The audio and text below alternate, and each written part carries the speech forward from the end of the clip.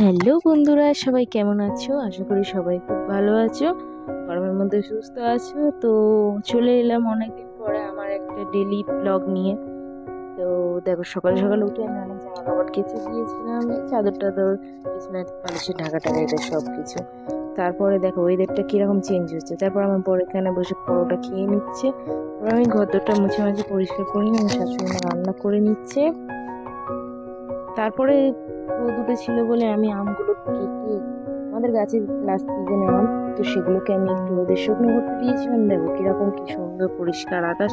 তার ঠিক 5 মিনিট পরে এত ঝমঝমে বৃষ্টি এসছে, তোমাদের কি বলবো।